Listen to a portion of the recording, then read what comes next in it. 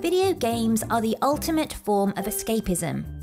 Well, of the options available to you if you don't want to leave your house at least. When you're ready to shut out the rest of the world, you can draw the curtains, crack open a cold one, settle down in front of your PC and step into the shoes of someone who saves humanity before lunchtime. But as fantastical as some video games are, real life occasionally sneaks in. If the protagonist lives in an apartment or stays at an inn, chances are they're going to encounter a few toilets, beds, and other everyday items, and our fascination for interfering with them is boundless. Here are 7 pointless everyday things you can do in games that we just can't resist. For a lot of you watching, your first video game toilet experience will have been Duke Nukem 3D, blasting apart aliens midway through their daily business. The fully functioning urinals were the source of much glee, which was frankly amazing considering the context.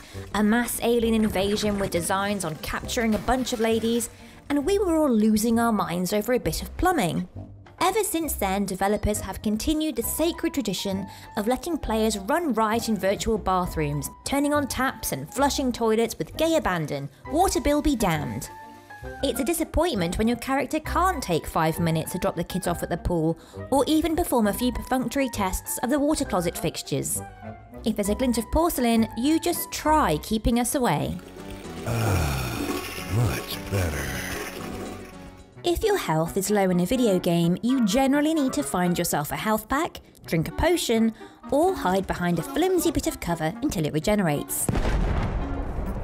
If the game in question lets you craft healing items, all the better. It'll save you pennies in the long run and lets you use all that random garbage you've been collecting, like some insane bag lady living in a local park who insists that cat poop works wonders as a dry shampoo. It makes little sense then when you're given the gift of fresh ingredients and the culinary know-how to toss them into a pot and create something bold, delicious, and just a little stunning. Carrying around great big wheels of cheese, goat legs, and a healthy supply of cooked fish is a waste of good backpack space. And when you can brew up a potion with ingredients that weigh next to nothing, the entire notion of hunting game, foraging for herbs, and finding a cooking station seems superfluous. But it's fun to pretend you can cook nevertheless. If your real-life kitchen experience is limited to a tepid pile of beans on slightly burnt toast like me, the joy of finding a salt pile so you can finally do something with that venison chop you've been lugging around for days will make you feel just like Salt Bae. Day and night cycles in games are more than just a chance to change up the mood and aesthetic. Perhaps you can use a cover of darkness to capitalize on stealth, or hunt monsters who only come out at night. Unless there's a bonus of a perk to justify bedding down for the night, adventuring 24/7 is what most of us do, ploughing on through the countryside while everyone else is snuggled up in bed. But if you don't like the dark, the challenge, or simply don't like grubbing around not being able to see where you're going, you can do a little role-playing and take your character off to an inn for the night to spend the next 10 hours in a coma.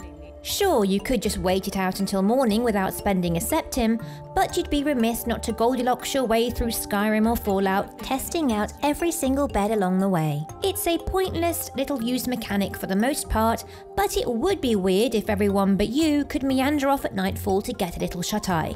And you can uphold the noble tradition of stealing something from a hotel room, even if it is just cheese. World building is hugely important when creating an immersive experience for players. From lore to NPCs to the placement of a few crates on the floor, it's all a part of the illusion. Walking through each town, soaking up the ambience and listening to the NPCs spill their guts about their backstories is just what you do in RPGs. My cousin's out fighting dragons and what do I get? Guard duty. But there's also something else we all do, that we've all done at one time or another. It's a part of the gamer zeitgeist. Messing with people, specifically NPCs.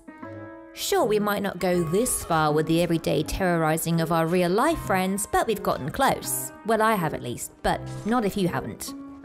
Who didn't spend their time in the Croft Manor luring Winston the butler into the freezer and locking him inside? And what could be more fun than ramming pots and baskets onto the heads of anyone dumb enough to stand in close proximity of you? Added bonus, they can't see you and you can steal all their stuff. Bing pots. The technological advancements in video games over the years means that we can do things now that were once unthinkable. We can have an effect on our environment with physics engines, we can make choices that have wider consequences in the world, and we can empty our bowels at a moment's notice. Sure, we've seen NPCs with their share of gross bodily functions, but now it's our time to shine. From breaking wind to following through, you can now discuss the denizens of virtual worlds with your antics. There are games where the objective is not to poop, games where it's a valuable resource in farming, although your own will always be inferior to any of the larger scale alternatives. Less is not always more. And even games where the fullness of your bladder gets its own meter. But ultimately, we all just enjoy a bit of toilet humour every now and then, even game devs, and if they can shoehorn it into games by assigning functions to it, all the better. Is there anything more fun and simultaneously more pointless than emotes in games?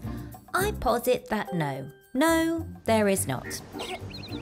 They can have some use if you're not on voice chat and need to point to something or initiate a dance-off, but honestly, unless you're making a racket by shooting up the place to grab everyone's attention, people are going to be too busy keeping a weather eye out for the next thing to shoot, rather than waiting patiently for your next mime act. They're truly the most pointless mechanic on the list.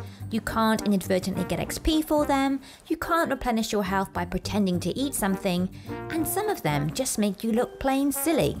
It wouldn't be a proper MMO without seeing a dancing elf letting loose in town while you get on with more pressing business like selling the haul from your latest dungeon escapade.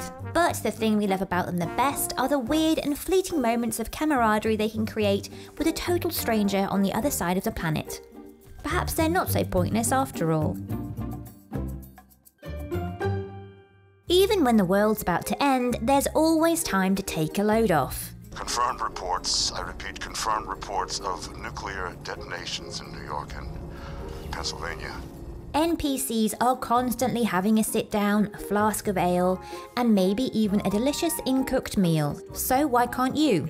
Adventuring is thirsty work, and you should be able to kick back in front of a roaring fire to ruminate over your latest conquest, or unwind in an armchair while watching over your virtual baby before a bunch of considerate kidnappers take him off your hands and kill your husband, freeing you up to wander the wasteland now that you're young, free and single with no attachments.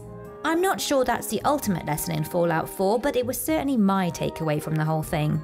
There are no perks for parking your rear end up for a couple of minutes to create an uncomfortable silence with your in-game spouse. That's an exercise in futility that you can explore all on your own. If an object exists in a game, we'll want to prod, poke, push, or pull it. It's the equivalent of sticking your finger into a plug socket to see what happens. And there's nothing more satisfying than discovering that you can take a nap in a bed, cook a gourmet meal, or make a spectacle of yourself by scaling the bridge into town and greeting weary travellers with a festive dance recital. The majority of these actions may have no in-game benefits, but we love doing them nevertheless. Let us know what pointless things you like to get up to in games in the comments, like this video if you enjoyed it, and subscribe to Logitech G for more weekly content. Thanks for watching.